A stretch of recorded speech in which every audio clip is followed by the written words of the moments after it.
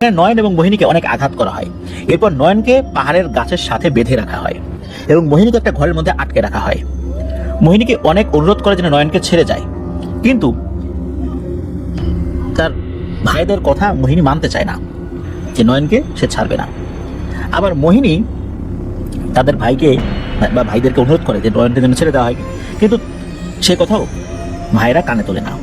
নয়নের উপর অনেক অত্যাচার করে। এটা দেখে মোহিনী সহ্য করতে পারে না। মোহিনী বিষাক্ত একটা গাছের রস পান করে এবং কিছু সময়ের মধ্যেই সে মারা যায়। এদিকে নয়ন দেখে যে মোহিনী মারা গেছে, কিন্তু প্রাথমিক অবস্থায় নয়ন সেটা বুঝতে পারেনি। কারণ হচ্ছে নয়নকে তখনও গাছের সাথে বেঁধে রাখা হয়েছিল, আধমরা অবস্থায় ছিল, অনেকটা বেহুশ অবস্থায় ছিল। ওইদিকে যখন তিন ভাই মোহিনীর কাছে যায়, গিয়ে দেখতে পায় মোহিনী বিষাক্ত পাতার রস পান করে মারা গেছে। এটা দেখে তিন ভাই খুব কান্নাকাটি শুরু করে, কারণ এই তিন ভাই শয়তানের পূজারী হলেও তার বোনকে খুব ভালোবাসতো, কিন্তু অপরিচিত একটা ছেলের হাত ধরে পালিয়ে যাবে এটা তো তারা মেনে নিতে পারেনি। এই জন্যই মূলত বোনকে শাসন করার জন্যই আঘাত করেছিল, কিন্তু তার বোন যে এভাবে নিজের জীবন শেষ করে দিবে এটা তো তারা ভাবতেই পারেনি। তখন ওই তিন ভাই প্রতিজ্ঞা করে, আমরা তিন ভাই একমাত্র বোনকে হারিয়ে যে কষ্ট ভোগ করছি, এই ছেলের পরিবারকেও সেই কষ্টই দিব। তখন তারা তাদের তন্ত্রমন্ত্র কাজে লাগিয়ে একজন বোবা জিনকে একটা বিষাক্ত সাপের মাধ্যমে চালান করে দেয় এবং নয়নের পোশাক আর চুল আর রক্ত দিয়ে কালো জাদু করে ওই সাপের মধ্যে চালান করে দেওয়া হয়। ওই সাপটি একটি গাছের সাথে সোজা করে রাখা হয়েছে এবং সাপের গায়ে 5টি সূচ ফোটানো হয়েছে, 2টি তার পেছনে, 2টি তার সামনের দিকে এবং একটি ওই সাপের গলায়। সাপটিকে একটি গাছের সাথে তন্ত্রমন্ত্র দিয়ে আটকে রাখা হয়েছে। প্রতিদিন একবার ওই সাপের গলা থেকে সূচ বের করা হয় এবং সাপকে কিছু খেতে দেওয়া হয়। ঠিক সেই সময় নয়ন মুখ খুলতে পারত এবং তখন সে ক্ষুধার্ত থাকতো এবং খাবার খেতে চাইতো। মূলত ওই তিন ভাই নয়নকে তিলে তিলে শেষ করতে চায় এবং তার সন্তানের কষ্ট দেখে যেন নয়নের মা বাবা সবাই কষ্ট পায়। এই জন্যই মূলত এই কাজটি সে করেছে বা তারা করেছে। এই জন্য ওই তিন ভাই প্রতিদিন একটা নির্দিষ্ট সময় সাপের গলা থেকে সূচটি বের করতো এবং সাপকে কিছু খাওয়াতো, যাতে করে সাপটা মারা না যায়। খাওয়া শেষে আবার গলায় সূচ ফুটিয়ে দিত। মূলত তাকে বোবা জিন দ্বারা কালো জাদু করা হয়েছে। এই জন্য নয়নকে যত কবিরাজ হুজুর এসে সুস্থ করার চেষ্টা করত, কেউই ওই জিনটাকে হাজির করতে পারেনি। আর বোবা জিনেরা সহজে হাজির হয় না, হাজির হলেও খুব একটা বোঝা যায় না, আর তারা কথাও বলে না, আর এরা কানেও শোনে না, কি বলা হচ্ছে বুঝতেও পারে না। এই জন্য যত কবিরাজ হুজুর ওই ছেলের শরীরে জিনের আসর আছে কিনা বা জিনের প্রভাব আছে কিনা এটা দেখার চেষ্টা করেছে, কোনোভাবেই তারা সফল হতে পারেনি। আর এমন একটা প্রক্রিয়ায় কালো জাদু করা হয়েছে যে জিনের প্রভাব বোঝাই যায় না। আর ওই তিন ভাই কালো জাদুতে অনেক পারদর্শী। তারা খুব কৌশলে একজন শক্তিশালী বোবা জিনকে সাপের মধ্যে প্রবেশ করায় এবং নয়নের শরীরের কিছু জিনিস দিয়ে খুব শক্তভাবে নয়নকে কালো জাদু করেছে।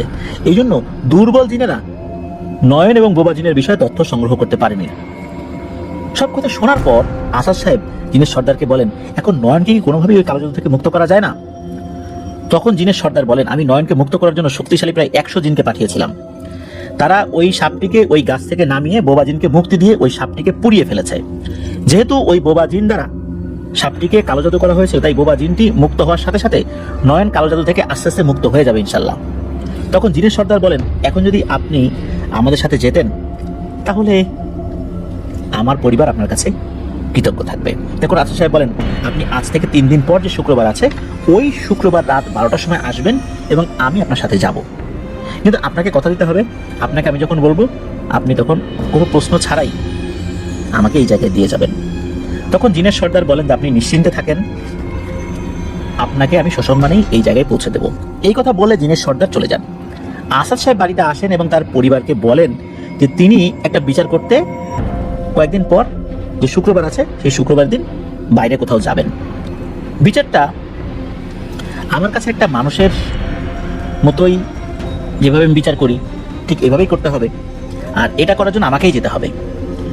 বিচারটা বাইরের একটা দেশে করতে হবে, এই জন্য আমার আসতে কিছুদিন দেরি হতে পারে। তো আসাদ সাহেবের পরিবার জানে যে উনি অনেক সময় অনেক দূর দূরান্তে বিচার করতে যান, কয়েকদিন পর আবার চলেও আসেন।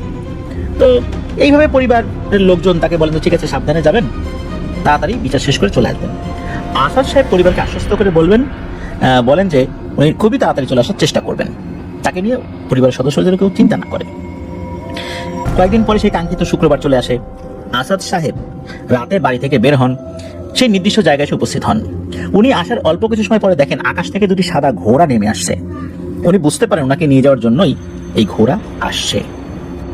যখন ওনার কাছাকাছি ঘোড়া দুটি আসে তখন উনি একটি ঘোড়ায় সেই জিনের সর্দারকে দেখতে পান।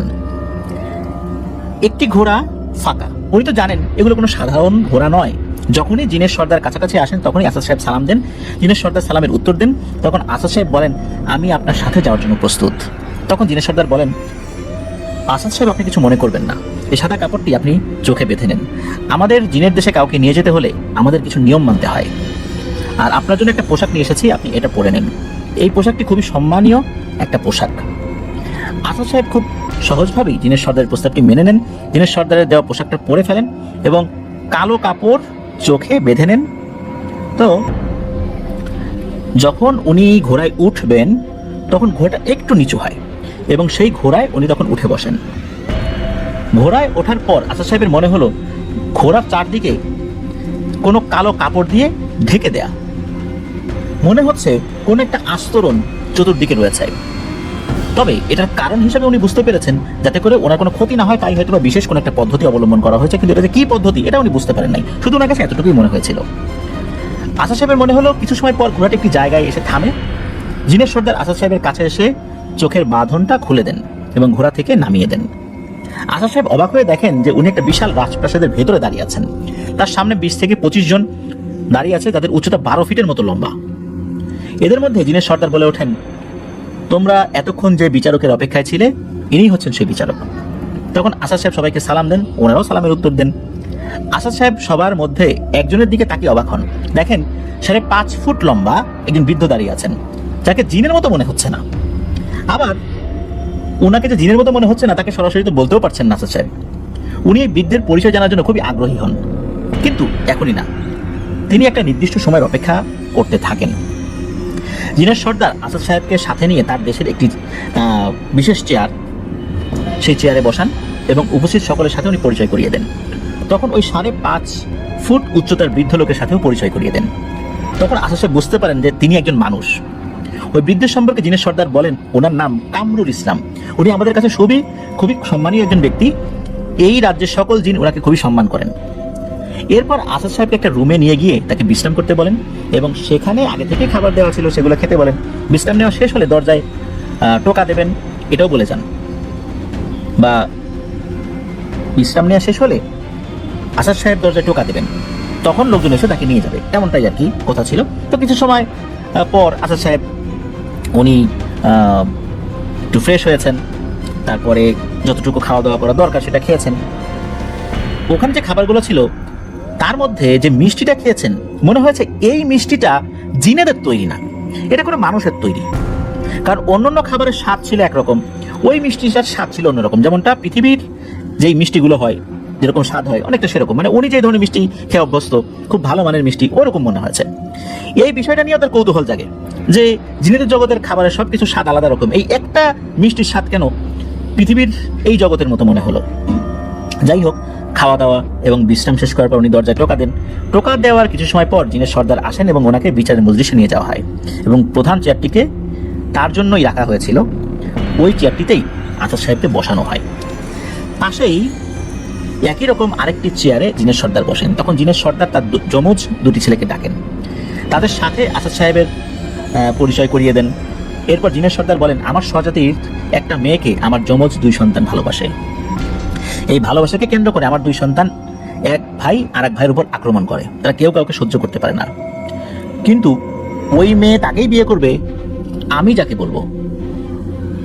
তখন আসাদ সাহেব অনেক চিন্তা ভাবনা করেন, আমার এই সমস্যার সমাধান করতে কিছুদিন সময় লাগবে, এটা বলেন। আসাদ সাহেব এটাও বলেন, আপনি যদি অনুমতি দেন এই সময়টা আমি আপনাদের রাজ্যটা একটু ঘুরে দেখতে চাই। তখন জিনের সর্দার বলেন, আপনি যেটা ভালো মনে করেন সেটাই হবে। তখন জিনের সর্দার কামরুল ইসলামকে আসাদ সাহেবের সাথে সবসময় থাকতে বলেন এবং তাকে সবকিছু ঘুরিয়ে দেখাতে বলেন।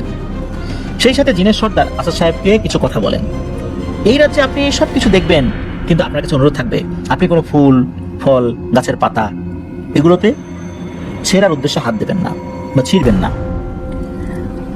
সেই সাথে একটা নদী আছে, সেই নদী স্পর্শ করবেন না, কারণ জিনের জগতে অনেক কিছুই খুবই রহস্যময়, কোনটা করলে কি হবে এটা আপনারা জানেন না, বড় ধরনের বিপদ হয়ে যেতে পারে আপনার জন্য আমাদের জন্য। এই জন্যই মূলত এই বিষয়গুলো সম্পর্কে আপনাকে আগে থেকে জানিয়ে রাখা। জিনের সর্দার কামরুল ইসলামকে এটাও বলে দেন যে উনি সবকিছু ঘুরিয়ে ঘুরিয়ে দেখান। তো এরপর জিনের সর্দার চলে যান।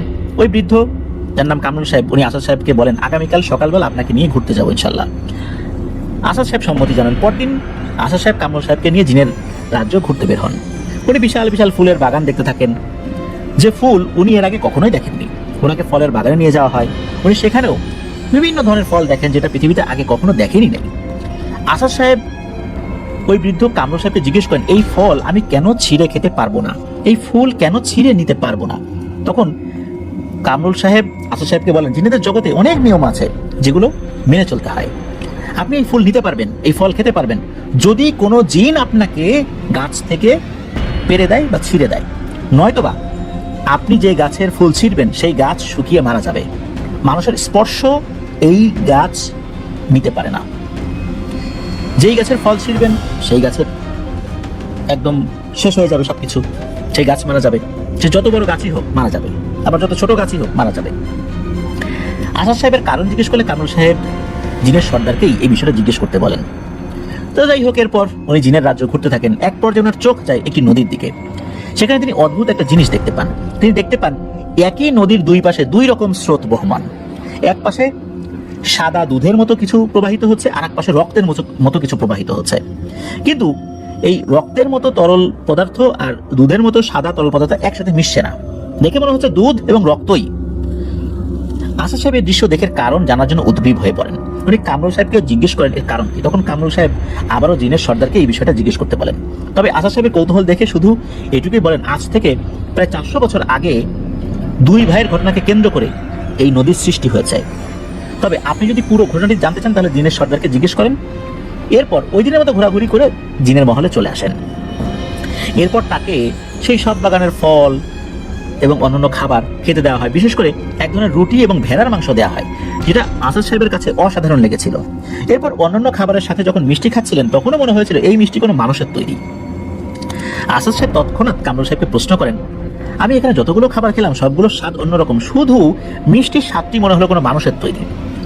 তখন কামরুল সাহেব হেসে দিয়ে বলেন, আপনি ঠিকই বলেছেন আসাদ সাহেব, এই মিষ্টিটা আমাদের মতো মানুষেরই তৈরি করা। তখন আসাদ সাহেব বলেন, এখানে তাহলে আমরা দুজন ছাড়াও আরেকজন মানুষ আছে? তখন কামরুল সাহেব বলেন, হ্যাঁ আছে। তখন আসাদ সাহেব কামরুল সাহেবকে সেই ব্যক্তির কাছে নিয়ে যেতে বলেন। কামরুল সাহেব আশ্বস্ত করেন জিনের সর্দারের কাছে অনুমতি নিয়ে আগামীকাল তার সাথে দেখা করাবো। সকালে আসাদ সাহেবকে বলেন, জিনের সর্দার অনুমতি দিয়েছেন, চলেন আপনাকে সেই মিষ্টির কারিগরের কাছে নিয়ে যাই। তারপর দুজন মিলে মিষ্টি তৈরির কারিগরের সাথে দেখা করতে চান। আসাদ সাহেব গিয়ে দেখেন একজন 38 কি 40 বছর বয়স হবে এমন একটা লোক মিষ্টি তৈরি করছেন। তখন কামরুল সাহেব আসাদ সাহেবকে বলেন, এই ব্যক্তির নাম আসগর আলী। আসাদ সাহেব আসগর আলীকে সালাম দেন, তার সাথে খোশ গল্প শুরু করেন। এক পর্যায়ে আসাদ সাহেব জিজ্ঞেস করেন, আপনি এখানে কিভাবে আসলেন? তখন আসাদ সাহেবকে সব ঘটনা খুলে বলেন। তো আসগর সাহেবের ভাষায় উনি কিভাবে এখানে আসলেন সেই বিষয়টা এখন প্রিয় লিসেনার্স আপনাদেরকে বলি। আজ থেকে প্রায় 3 বছর আগে তিনি এই জিনেদের রাজ্যে এসেছেন। রংপুর জেলায় তার বাড়ি। উনি একসময় মিষ্টি বানাতেন এবং সেই মিষ্টি দূর দূরান্তের হাটে উনি বিক্রি করতেন। তার মিষ্টির খুব নাম ডাক ছিল। আর তখনকার দিনে খুব একটা হাট বাজার গ্রামের আশেপাশে বসতো না, হাট বাজার ছিল অনেক দূর দূরান্তে। দেখা যাচ্ছে 3-4টা গ্রামের পর একটা বড় হাট বসে, সেখানে তিনি মিষ্টি বিক্রি করতেন। তিনি এবং তার মা দুজন মিলে মিষ্টি তৈরি করতেন এবং সেই মিষ্টি দূর দূরান্ত থেকে অনেক লোকজন আসতো কেনার জন্য, ওনারাও দূর দূরান্তে যেতেন বিক্রি করার জন্য। অনেক সময় সব মিষ্টি বিক্রি হতো না। একদিন উনি প্রতিদিনের নাই দূরের একটা হাটে মিষ্টি নিয়ে যান, কিন্তু সেদিন সারাদিন বৃষ্টি হয়, বেশিরভাগ মিষ্টি অবিকৃত থাকে। মানে তো আসলে ওইভাবে আসে নাই বৃষ্টির কারণে, হাটে মানুষজনের উপস্থিতি কম থাকার কারণে বেচা কেনাও কম হয়েছে। তো সেদিন বৃষ্টি হওয়ার কারণে ওনার হাট থেকে বের হতেও রাত হয়ে যায়। অপেক্ষায় ছিলেন আর 2টা মিষ্টি বিক্রি হোক, কিন্তু না, হয়নি। উনি বাঁশের তৈরি এক ধরনের বাঁকে করে মিষ্টিগুলো বাঁকের দুই পাশে নিয়ে রাস্তা ধরে আসছিলেন। ওই রাস্তার এক পাশে গাছের জঙ্গল পড়ে।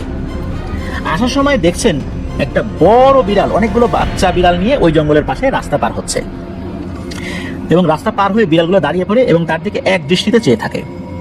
বিড়ালগুলোকে দেখে মনে হচ্ছে তারা খুবই ক্ষুধার্ত, পেটে কিছুই নাই। তখন তার বিড়ালের উপর খুব মায়া হয়। বিড়ালগুলো যেখানে দাঁড়িয়ে আছে ওখানে মিষ্টিগুলো হাড়ি থেকে পাতার উপরে নামিয়ে দেন। এরপর উনি হাঁটতে হাঁটতে বাড়িতে চলে আসেন। সে সময় তিনি আরো একটা কাজ করতেন। তাদের গ্রামে ঢুকতে একটি বট গাছ ছিল, সেই বট গাছের কাছে কবরস্থান ছিল। ওই কবরস্থানের সাথেই একজন লোক ছিল যিনি মূলত ওই কবরস্থানটি দেখাশোনা করতেন। তো যখনই মিষ্টি হাট থেকে ফেরত আসতো, মানে বিক্রি হতো না, অবিকৃত থাকতো, তখন ওই মিষ্টি কবরস্থান যে পাহারা দেয় তাকে এমনিতেই দিয়ে দিতেন, যতটুকুনি খেতে পারেন বা যতটুকু আছে যতটুকু দেওয়া যায় আর কি। এবং তার সাথে কিছু সময় বসে গল্প করতেন, বিভিন্ন বিষয়ে আলাপ আলোচনা করতেন, আবার হেঁটে বাসায় চলে আসতেন। এভাবেই কিন্তু ওই বৃদ্ধের সাথে ওনার একটা সুসম্পর্ক তৈরি হয়ে গিয়েছিল। এভাবেই কিন্তু দিনকাল চলছিল। একদিন উনি এসে ওই বটগাছের তলায় বসে বেশ চিন্তিত বিষণ্ণ ভাব নিয়ে ওই বৃদ্ধ লোকের সাথে কথা বলছিলেন। তখন ওই বৃদ্ধ লোককে জিজ্ঞেস করে, আজকে তোমার কি হলো? তখন এই যিনি ব্যক্তি উনি বলেন যে আসলে আমার 2টা কন্যা সন্তান, তার মধ্যে বড় কন্যাটা বিয়ের উপযুক্ত হয়েছে, কিন্তু টাকার অভাবে আমি বিয়ে দিতে পারছি না। আমার ঘর বাড়ির অবস্থা খুবই খারাপ, মিষ্টি বিক্রি করে যা লাভ হয় তাতে আমি কোনো রকমে বউ পোলাপান নিয়ে সংসারটা চালাই, কিন্তু আমি ঘর বাড়ি কিভাবে করব? আর ভালো করে ঘর বাড়ি না করলে ভালো সম্বন্ধ তো আসবে না, মেয়েটার বিয়ে হবে না। তো ঘর বাড়ি কিভাবে করবে এটা শুনে বৃদ্ধ কিছুক্ষণ চিন্তা করেন। তারপর বৃদ্ধ বলেন, তোমাকে আমি একটা কাজ দিব, তুমি করতে পারবে?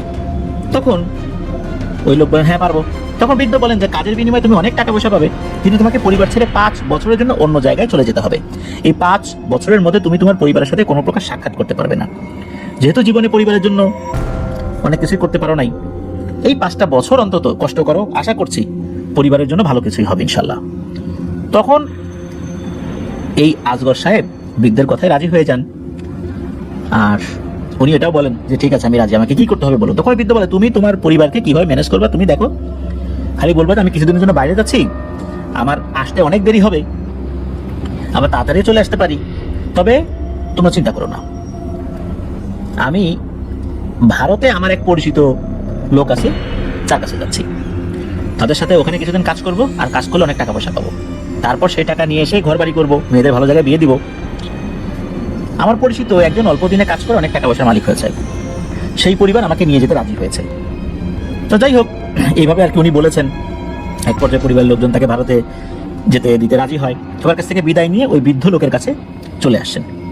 তখন বৃদ্ধ লোক বলে, তুমি আজ রাতে পাশের গ্রামে যে নদী আছে সেখানে থাকবা, আমি সময় মতো চলে আসবো। আমি ওই বৃদ্ধের কথা মতো, অর্থাৎ এই আজগর সাহেব বলছেন যে আমি ওই বৃদ্ধের কথা মতো রাতে নদীর পাড়ে এসে দাঁড়িয়ে থাকি।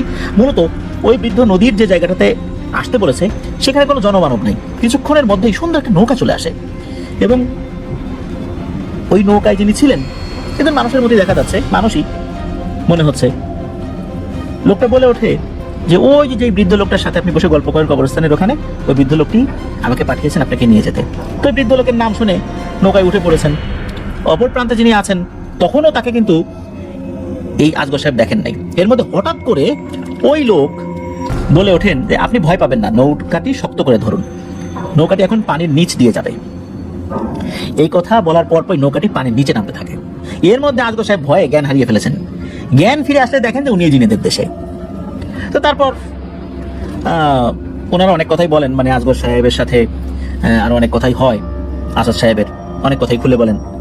তো এর মধ্যে নাকি একজন জিন কিছু বাচ্চা নিয়ে এসে বলে যে একদিন আপনি আমাদের কোনো কারণ ছাড়াই অনেকগুলো মিষ্টি খেতে দিয়েছিলেন, আমরা আপনার মিষ্টি খেয়ে খুবই তৃপ্তি পেয়েছিলাম, এবং উপকারের মনোভাব দেখে আপনার প্রতি একটা ভালোবাসা সবসময় আমাদের মধ্যে কাজ করতো। এই জন্য আপনি আসলে অনেক সময় দেখা যেত যে অবিকৃত মিষ্টি সন্ধ্যার পর ফেরত নিয়ে যেতেন, আমরা আবার মিষ্টিগুলো অদৃশ্য শক্তি বলে হাড়ি থেকে বের করে খেতাম, আবার কিছু কিছু মিষ্টির দাম রেখেও আসতাম আমাদের সাধ্য অনুযায়ী। এটা কিন্তু সবসময় করতাম না, হঠাৎ হঠাৎ করতাম। আপনিও টের পেতেন না, মাঝে মাঝে দেখতেন যে আপনার ঝুড়ির মধ্যে বা হাড়ির মধ্যে টাকা কোত্থেকে আসলো, মনে করতেন যে মনের ভুল হয়তো বা রেখেছেন, আপনি হাড়ির মধ্যে মিষ্টির বদলে টাকা পয়সা পেতেন, কি মনে পড়েছে? তখন বুঝতে পেরেছেন এই আজগর সাহেব আসলেই তো তাই, এখন তো বুঝতে পারছি হাড়ির মধ্যে মিষ্টির বদলে কেন টাকা পেতাম। তো যাই হোক, এটাই ছিল আজগর সাহেবের ঘটনা। আজগর সাহেব বলে যে এই ছিল আমার ঘটনা, তবে এখানকার যে সকল জিন রয়েছে তারা প্রত্যেকেই ভালো মানে। আসাদ সাহেব এবং আজগর মিয়ার সাথে কথা বলে আবার কামরুল সাহেবের সাথে রাজপ্রাসাদে উনি ফেরত আসেন, এবং তিনি এই কামরুল সাহেবের সাথে কথোপকথনের এক পর্যায়ে জিজ্ঞেস করেন যে কামরুল সাহেব এখানে কিভাবে আসছেন। কামরুল সাহেব প্রথমে তার বিষয়ে বলতে রাজি হন না, কিন্তু আসাদ সাহেবের জোরাজুরিতে এক পর্যায়ে রাজি হয়ে যান। তিনি বলেন যে আমি এখানে প্রায় 30 বছরের বেশি সময় রয়েছি। এইবার কামরুল সাহেব কিভাবে জিনের জগৎ আসলেন সেটা উনি বলতে থাকেন ওনার ভাষায়। বলছেন কামরুল সাহেব, আমার বয়স তখন 40-এর কিছু বেশি। আমার বাড়ি পাকিস্তানের সিন্ধু নদীর তীরবর্তী একটি গ্রামে। আমি, আমার স্ত্রী এবং 2 কন্যাকে নিয়ে সুখের সংসার। আমি বিভিন্ন কবরস্থান পরিষ্কার করতাম। যেমন ধরুন, একটি কবরস্থান দীর্ঘদিন ধরে পরিষ্কার না করলে ঝোপঝাড় জঙ্গলের মতো হয়ে যায়। আমি মূলত সেই ঝোপঝাড় পরিষ্কার করতাম। পাশাপাশি গোরখোদকের কাজও করতাম, অর্থাৎ কবর করতাম। এলাকার কোনো মানুষ বা আশেপাশের গ্রামের কেউ মারা গেলেও অনেক সময় আমাকে কবর খোঁড়ার জন্য ডাকতো, এবং এসব কাজ করতে আমার কখনোই কোনো ভয় করতো না। একদিন পাশের গ্রামে একটি কবর খুঁড়তে গিয়ে দেখি মাটির তলায় একটা মোটা লোহার শিকল। আমি যতই খুঁড়তে থাকি, লোহার শিকল ততই নিচে পেতে থাকি। একটা সময় মনে হলো এই শিকলের নিচে হয়তো কোনো কিছু আছে। আমি ওই কবরটি মাটি দিয়ে ঢেকে দেই এবং অন্য আরেক জায়গায় কবর খুঁড়ে সেখানে দাফন করি এবং বাড়ি চলে আসি। এরপর আমার মাথায় একটা চিন্তা ঢুকে যায়, মাটির নিচে এত লোহার শিকল কোথা থেকে আসলো? একটা সময় সিদ্ধান্ত নেই ওই শিকলের শেষ পর্যন্ত দেখতে চাই যে ওখানে কি আছে। তো পরদিন ওই গ্রামে আসেন একজন ব্যক্তি। তো উনি মূলত কবরস্থানের কমিটির একজন সদস্য। কবরস্থানটা পরিষ্কার করার কথা উনি বলছেন। ওই কবরস্থানটা সেই কবরস্থান যেখানে উনি কবর খুঁড়তে গিয়ে শিকল দেখেছিলেন। তো এরপর এই যে যিনি বলছেন ঘটনাটা, কামরুল সাহেব, উনি বলেন যে আমি বিনা পয়সায় কবরস্থানটি পরিষ্কার করে দিব। তো কমিটির ওই সদস্য রাজি হয়ে যান। উনি বিকালের দিকে কবরস্থানের পরিষ্কারের কাজ শুরু করেছেন। যেহেতু কবরস্থানটি গ্রাম থেকে দূরে, এই জায়গাটি নির্জন হওয়ার কারণে মানুষজন খুব একটা আসতো না। তো আসাদ সাহেব বলছেন যে সেই রাত পর্যন্ত, আসাদ সাহেব না মানে কামরুল সাহেব বলছেন যে সেই রাত পর্যন্ত অনেকটা জায়গা পরিষ্কার করার পর যখন আমার মনে হলো যে এখানে কেউ আর আসার সম্ভাবনা নাই, তখন একটি হারিকেন ধরিয়ে ওই জায়গাটি খুঁড়তে থাকি। প্রায় 15 থেকে 20 ফুট খোঁড়ার পর আমি একটি লোহার তৈরি ট্যাঙ্ক দেখতে পাই। সেখানে কোনো কিছুর বড় চুল দ্বারা ট্যাঙ্কের উপর বেঁধে রাখা। আমি মাটির উপরে উঠে লোহার শিকল টান দিয়ে উপরে তুলি এবং সেই ট্যাঙ্কের তালা ভেঙে ফেলি আর চুলগুলো হাত দিয়ে ট্যাঙ্ক থেকে সরিয়ে ফেলি। এরপর ভিতরে দেখি কোনো পশুর চামড়া দিয়ে তৈরি একটা ব্যাগ এবং ব্যাগের মুখটি একটি গাছের শিকড় দিয়ে বেঁধে রাখা। আমি ব্যাগের মুখ থেকে শিকড় খুলে ফেলি এবং তার ভিতরে দেখি ছোট ছোট 22টি কাচের বোতল এবং প্রতিটি বোতলের মুখ ছিপি দিয়ে আটকানো। আমি প্রথমে ভেবেছিলাম যে আমার কাছে মনে হয় কোনো টাকা পয়সা অথবা সোনা দানা কেউ লুকিয়ে রেখেছে। তাই কাচের বোতলগুলো দেখে আমার খুব রাগ হয়ে যায়। আমি প্রতিটি বোতলের মুখ খুলে দূরে দূরে ছুঁড়ে ফেলে দিই। এরপর আবার সেই জায়গাটি মাটি দিয়ে ভরাট করে দিই এবং খুব ভোরবেলা বাড়িতে ফেরত আসি। এরপর মাস তিনেক সবকিছু স্বাভাবিক ছিল। এরপর থেকে আমার পরিবারের সাথে খারাপ কিছু ঘটা শুরু হয়। হঠাৎ করেই আমার বাড়ির গাছগুলো শুকিয়ে যেতে থাকে। এর কিছুদিন পর বাড়ির পশুগুলো, মানে আমার যে গবাদি পশুগুলো ছিল, প্রতিদিন একটি করে মারা যেতে থাকে। কিন্তু আমি বিষয়গুলো স্বাভাবিকভাবেই নেই। এক পর্যায়ে আমার 2 কন্যা আম বাগান থেকে ফেরার পর একসাথে অসুস্থ হয়ে পড়ে। তারা বলে ওই কঙ্কালগুলো আমাদের মেরে ফেলবে। আর বিভিন্ন ডাক্তার দেখাই, কিন্তু কেউ কোনো রোগ ধরতে পারে না। এক পর্যায়ে আমার মেয়ে 2টি মারা যায়।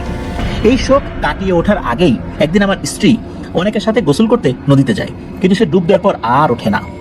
তার সাথে যারা ছিল সবাই খুঁজতে থাকে, কিন্তু তাকে আর পাওয়া যায় না। সবাই আমাকে খবর দেয়, আমি নদীতে সবার সাথে খুঁজতে থাকি, কিন্তু অনেক খোঁজাখুঁজির পরও আমার স্ত্রীকে পাওয়া যায় না।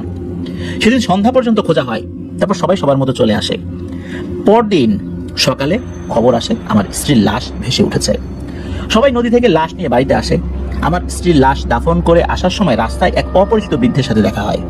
সে তখন বলে, সামনে তোমার বিপদ হতে পারে, তুমি এই পাথরের এই পুঁথিটা গলায় পড়ে থাকবা, তাহলে ইনশাল্লাহ তোমার কোনো ক্ষতি হবে না। আর অচিরেই তোমাকে অনেক কিছুই জানাবো যেগুলো তুমি জানো না। যাই হোক না কেন, তুমি গলা থেকে এটা খুলবে না। এরপর ওই বৃদ্ধ তার মতো করে অন্য রাস্তায় চলে যায়। ওই বৃদ্ধ থাকা অবস্থায় আমি শুধু তার কথাই শুনেছি, কিন্তু কোনো কথার উত্তর দেওয়ার শক্তি সে সময় ছিল না। এরপর থেকে আমি প্রতি রাতেই বাড়ির আশেপাশে অনেক ধরনের শব্দ শুনতাম। মনে হতো কোনো বড় জন্তু বাড়ির আশেপাশে হেঁটে বেড়াচ্ছে, আর সেই শব্দে ঘর বাড়ি সব কাঁপছে। এরপর মাঝরাতে খুব ভয়ঙ্কর কিছু শব্দ শুনতাম। এভাবে কিছুদিন যাওয়ার পর সেই বৃদ্ধ লোকটি রাতে তার বাড়িতে, অর্থাৎ কামরুল সাহেবের বাড়িতে আসেন। কামরুল সাহেব বলেন, সেই বৃদ্ধ আমাকে সব ঘটনা খুলে বলেন কিভাবে তার জীবনে এত কালো অধ্যায় নেমে এসেছে। সেদিন লোহার শিকল টেনে যে ট্যাঙ্ক উপরে তুলে নিয়ে এসেছিলাম এবং ওই যে কাচের বোতলগুলো খুলেছিলাম বা খুলে দিয়েছিলাম, ওর মধ্যে 22 জন জিন বন্দী ছিল। আমি নাকি সেই জিন যেগুলো বন্দী ছিল সেগুলোকে মুক্ত করে দিয়েছি। ওই জিনগুলোকে বন্দী করেছিল একজন কাপালিক, যে তন্ত্র মন্ত্র দিয়ে কালো জাদু করে মানুষের ক্ষতি করত। এই 22টা জিন প্রতিবাদ করতে গিয়ে তার কাছে বন্দী হয় এবং সে এগুলোকে বোতল বন্দী করে মাটির নিচে বিশেষ একটা পদ্ধতিতে পুঁতে রেখেছিল এবং শেকল দিয়ে বেঁধে কিছু অংশ উপরে রেখেছিল, যাতে সে সহজেই এখান থেকে ভবিষ্যতে এই জিনিসগুলো খুঁজে পেতে পারে যে কোথায় রেখেছে। মাটির নিচে রাখলে অনেক সময় হারিয়ে যায়, কোথায় রেখেছে শনাক্ত করতে কষ্ট হয়। এই জন্য শেকলটা ছিল একটা চিহ্ন। মূলত এই ঘটনা যে অনেক আগে ঘটেছে বিষয়টা এরকম না, মাত্র 3 মাস আগে ঘটেছে। কামরুল সাহেব বলেন যে আমি এই ঘটনা ঘটানোর 3 মাস পর ওই কাপালিক বুঝতে পারে এই ঘটনা ঘটে গেছে। তারপর সে কাপালিকের অনুগত পিশাচ শ্রেণীর জিনগুলোকে দিয়ে প্রথমে বাড়ির গাছপালাগুলো, তারপর পশুগুলো, এরপর 2 মেয়ে, সবশেষে আমার স্ত্রীকে হত্যা করেছে। মূলত কথাগুলো বৃদ্ধ বলছিলেন। বৃদ্ধ আরো বলেন যে আপনার মেয়ে দুটি একদিন আম বাগানে যায় কিছু আম কুড়িয়ে আনতে। মেয়ে দুটি যখন এ গাছ ও গাছের নিচে আম খুঁজছিল তখন 4টি পিশাচ জিন একসাথে কঙ্কালের রূপ নিয়ে গাছ থেকে নেমে আসছিল। এইটা দেখে ওই মেয়ে দুটি অনেক ভয় পেয়ে যায়। এই ভয় থেকেই মূলত আপনার মেয়ে দুটি মারা যায়। আর আপনার স্ত্রী সেদিন নদীতে গোসল করতে যান, উনি যখনই ডুব দেন তখনই 2টি সাপ তার পাকে পেঁচিয়ে ধরে এবং পেঁচিয়ে টানতে টানতে পানির নিচে নিয়ে যায়। আরো 2টি সাপ তার গলায় পেঁচিয়ে ধরে। আপনার স্ত্রী একটি সাপের গলা খুব শক্তভাবে ধরে ফেলেছিল পানির মধ্যে ডুবে থেকেই, যার কারণে সাপরূপী একটি পিশাচ জিন মারা যায়। এই জন্য আপনার স্ত্রীকে তারা অনেক গভীরে নিয়ে গিয়ে শ্বাসরোধ করে হত্যা করে এবং লাশ ভেসে উঠতে পরদিন পর্যন্ত দেরি হয়। ওই বৃদ্ধ বলেন আমরা বুঝতে পারিনি ওই কাপালিক পিশাচ জিনদের দ্বারা আপনার এত বড় ক্ষতি করবে।